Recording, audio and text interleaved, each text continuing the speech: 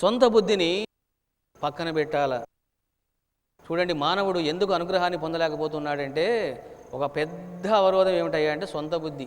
దీన్నే స్వీయ బుద్ధి అని అంటారు. ఇక్కడే మానవుడికి ఒక మహాత్ముడికి సంఘర్షణ జరుగుతూ ఉంటుంది.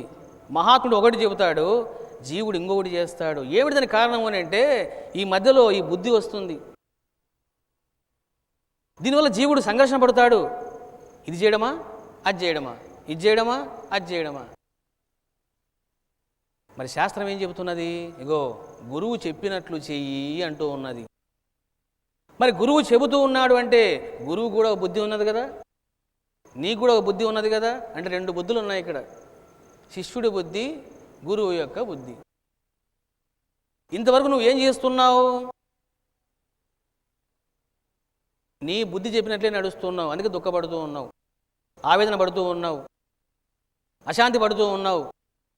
అందుకే శాస్త్రం ఏముండదంటే, ఒరే నువ్వు సుఖంగా ఉండాలి అనుకుంటే ఒక పని చెయ్యి, గురు బుద్ధితో జీవించుము అని చెప్పడం జరిగింది. ఎందుకంటే గురువు సర్వజ్ఞుడు, ఉన్నతుడు, సంస్కారవంతుడు, పరమ పవిత్రుడు, సుగుణవంతుడు, కళ్యాణ గుణములు కలిగినటువంటి వాడు.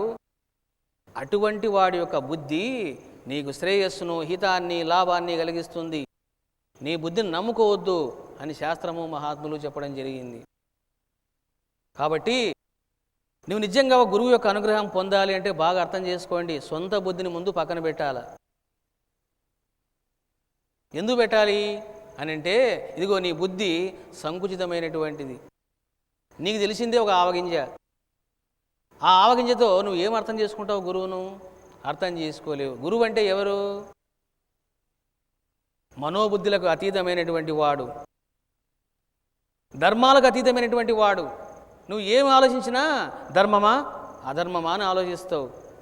కానీ అసలు రహస్యం ఏమిటంటే ధర్మాధర్మాలకు అతీతంగా ఉంటాడు గురువు. ఇది రహస్యం. ఒక పని చేసే ముందు ఇది ధర్మమేనండి, ఇది అధర్మమేమోనండి అని శిష్యుడు ఆలోచిస్తాడు. కానీ గురువు చెప్పింది ఏమిటి? ధర్మాధర్మాలకు అతీతంగా చెబుతూ ఉంటాడు. అంటే పరమధర్మాన్ని చెబుతూ ఉంటాడు గురువు. శిష్యుడేమో ధర్మ అధర్మాల మధ్య కొట్టి నలుగుతూ ఉంటాడు.